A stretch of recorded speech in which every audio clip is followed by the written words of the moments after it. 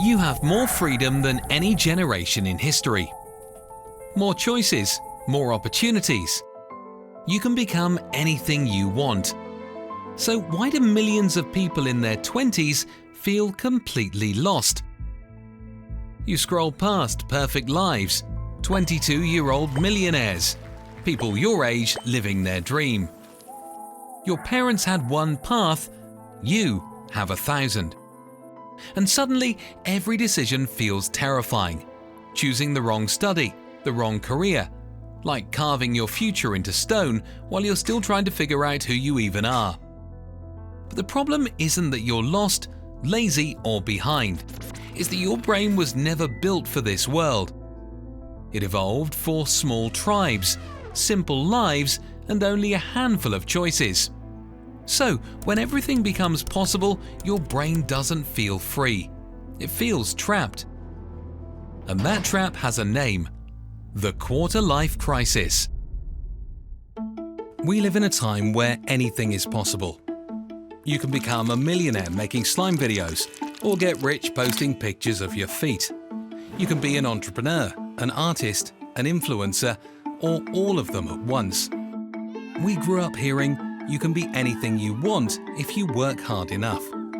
That sounds like a dream, but in reality, it's a trap. Because if anything is possible, then failure is always your fault. No generation ever had this much freedom, but that freedom doesn't feel like flying. It feels like drowning. How do you choose the right path when there are thousands of them and every wrong step feels permanent? Psychologists call it the paradox of choice. The more options you have, the harder it becomes to decide, and the louder the fear grows that you're choosing wrong. That restless voice in your head? It even has a name: FOMO, fear of missing out. Every road you don't take whispers, what if this was the life you were meant to live? A famous jam experiment proved it. The more flavors people could taste, the less they bought. Not because they weren't hungry, but because more options meant more regret. We call it choice stress, but in reality, it's loss stress. The weight of all the lives you're not living. That's why so many young people switch schools, endlessly doubt, and feel like they've missed the boat. Meanwhile, an entire generation is collapsing under pressure. Stress, anxiety, exhaustion. Suicide is now the #1 cause of death among young people. And that's no coincidence.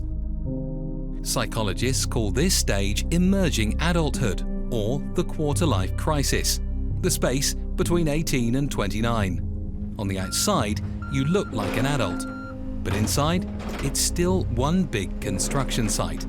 And yet, you're expected to already be building your career, your relationships, your future. And that's where the chaos begins. The world sees you as an adult, but your brain is still laying the foundation. The prefrontal cortex, the part of your brain that plans, decides, and regulates emotions, doesn't fully develop until around age 27. It's like you've just learned how to drive a car, but you're being asked to fly a plane. So you doubt, you delay, you change directions. Not because you're lazy, not because you lack motivation, but because your brain is still learning how to choose. You switch majors, you fall for the wrong people. You tell yourself you'll do it tomorrow, and then it feels like you're the one who is failing. But this is how your brain grows, by trying, crashing, and starting again. Neuropsychologists call it second wave of development, not of your body like puberty, but of your identity, your self-image. And yes, that growth hurts. It doesn't feel like progress. It feels like chaos, like you're falling behind, like you're not enough. But that's not you. That's your brain, still practicing, stumbling, learning how to be an adult. So don't be too hard on yourself. Doubt isn't a sign of failure. Doubt is a sign of growth. Your chaos is normal. So what happened that turned completely normal doubt into so much pressure for young people today? Your brain was built to compare, to find your place in the group. Once you saw 20 faces, now you see thousands before breakfast. In all those lives, everyone looks like they're winning. Dream jobs, perfect bodies, fairy tale love. And you? You've opened Instagram for the 5th time in 5 minutes. Even if you know it's fake, your brain still falls for it, because it treats images as reality. Our world has changed, but your brain hasn't. It still compares as if your survival depends on it.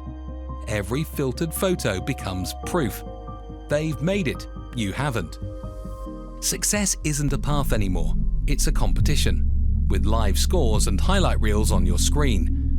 A race where everyone runs as hard as they can, but no one knows the finish line. You compare your behind the scenes to their highlight reel, so you lose every time. Psychologists call it social comparison bias, your brain's prehistoric habit of checking if you still belong. You judge your whole life against someone else's best 1%, then expect to feel like a winner. But your brain was never built for thousands of people to compare to. So with every scroll, your self-worth fades a little more, until you start believing that you're not enough. And it doesn't stop at thoughts. Every missed invitation, every quiet weekend triggers your ancient alarm. I don't belong. Social media amplifies it, that life is happening without you. Everyone seems to be moving forward while you're stuck, staring at your phone, forgetting to water the plants. So you grab your phone for comfort, looking to feel better, but what you find only makes it worse. Comparison works like an addiction. Every time you feel bad, you start scrolling. It gives quick comfort, then a bigger crash, so you scroll again. You reach for your phone to calm the fire, but it's oil you're pouring on it. No one posts their panic, their 3 a.m. tears, their I don't know who I am nights, but they're there, even behind the perfect feeds. And so you get stuck in a loop no one talks about, an addiction to comparison. Feeling miserable after scrolling isn't weakness, it's your brain doing exactly what it was designed to do. In prehistory, being left out meant danger. Today it means stress, anxiety, emptiness, but your brain can't tell the difference.